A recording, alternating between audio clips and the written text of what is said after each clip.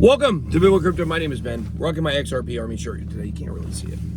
But I want to take this time today to explain several things to you guys about my viewpoints and my stand on XRP. I recently did an interview with Rise TVX. I don't know, it was maybe 2 months ago now. And he asked me this question. He really pinned me down on it. And I think it's very important that people understand my viewpoints on this. Should I give up XRP? Should I move on from the XRP army? Is it a centralized banker coin? And, I'm helping destroy America and the world by supporting XRP. Now, look, I want to start this by saying that philosophical views in crypto, I think they have some place, okay?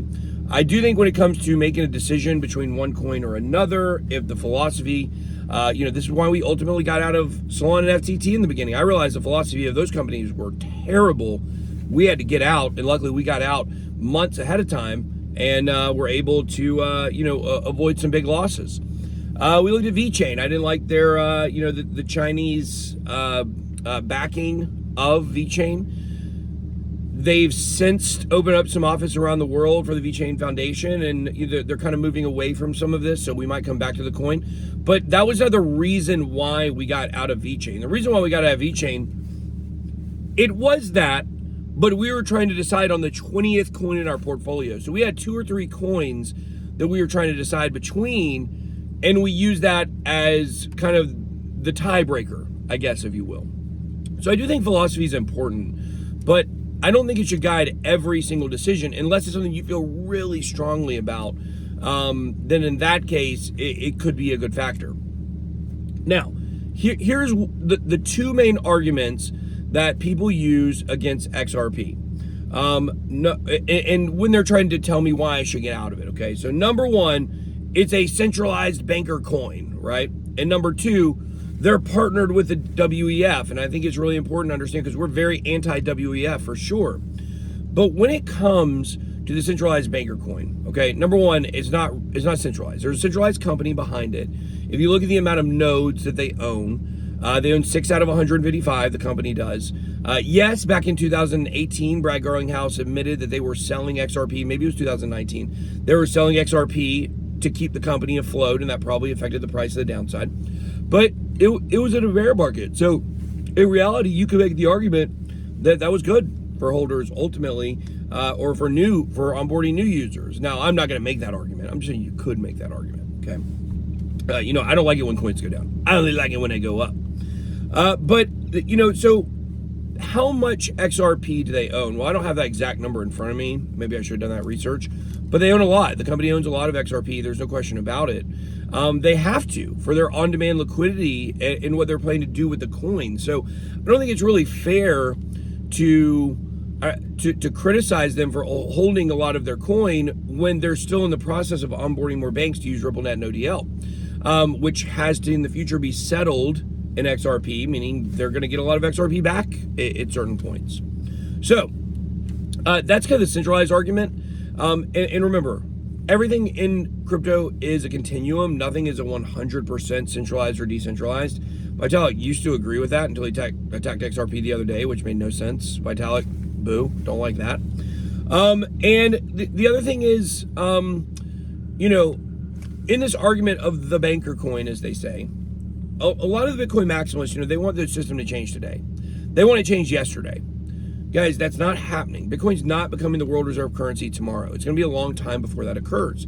So because of that, you got to look, you got to say, well, banks are going to be around for the foreseeable future. They're not going away next month, okay? We're looking 20 to 30 years of a fight here.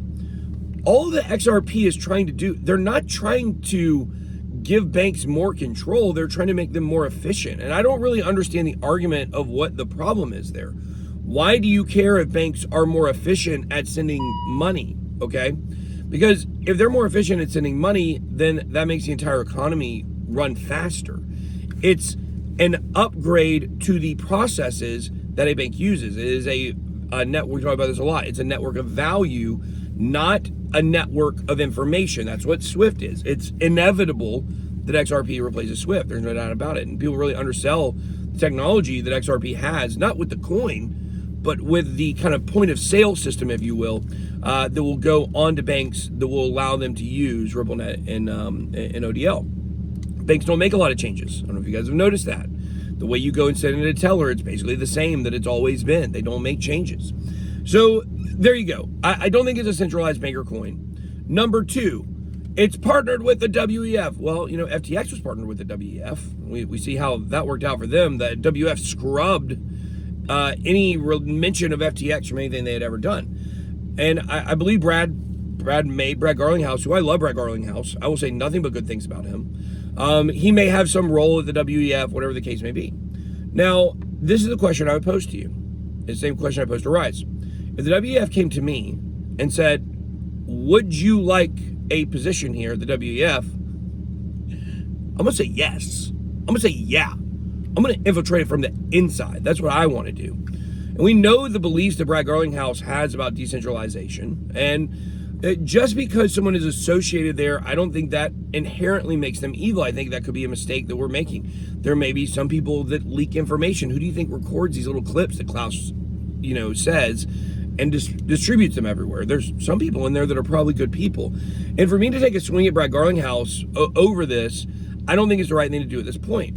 And you might say, well, that's a conflict of interest for you. They're with the WEF, they're partnered. Well, what is a partner really? I mean, does this mean they're driving the WEF?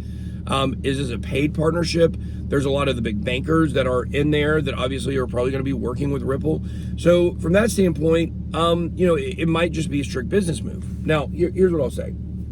Similar to the philosophy thing, you're always going to find conflicts of interest in crypto. Do you support the Blockchain Association, pushing for smart crypto regulation in Washington, D.C.? Supported by Digital Currency Group.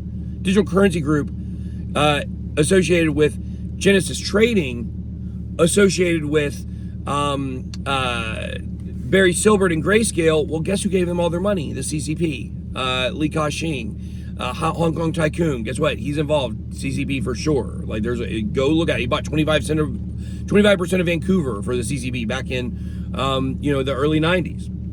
So, and that's true. 100% of the money to start Digital Currency Group came from Li Ka-shing. $15 million. I believe it's 100% of the money, but it was a gigantic investment at that time, okay? So when you look at that and you say, okay, well, what else does Digital Currency Group support? Brave Browser, Abra. I know the guy. I've talked to the guy, the CEO of Abra. I think he's a good guy, right? Ripple, Coinbase. You ever used any of these companies? They have their hands in so much stuff. Decentraland. You could make a philosophical standpoint, say conflict of interest on any of those things.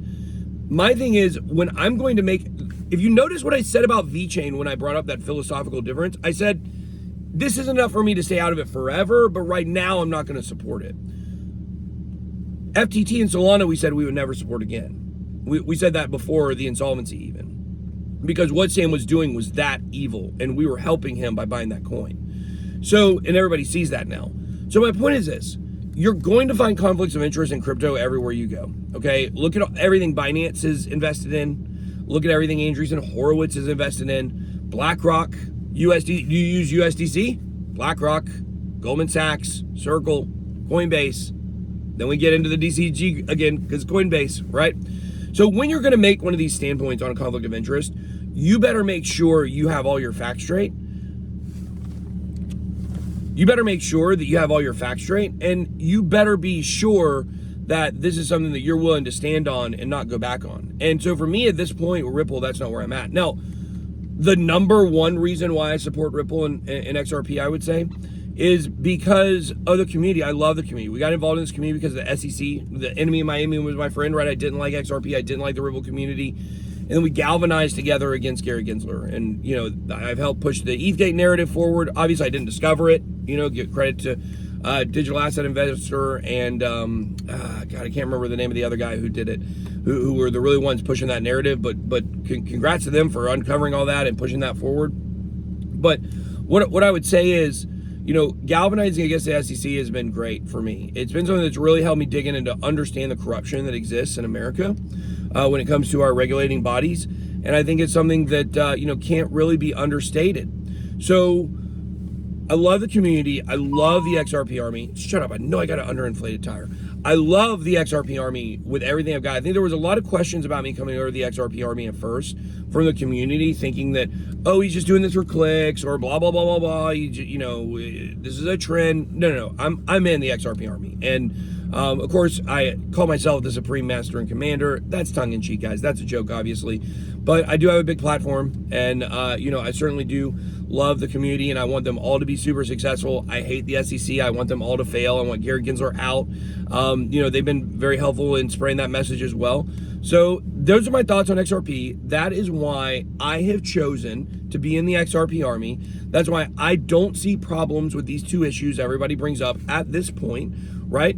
As a WEF connection could get stronger, I could change that opinion, and I'm free to do that, and you're free to do that. If you're a person who's been very anti-XRP, you are also free to change your opinion the same way that I did. And that's what I love about this platform, and that's what I love about life, is you get more information, and you learn as you go, and you change, and you make mistakes, and you fix them, and you repeat them, and you know, you become a better person over time. So investing in XRP makes you a better person.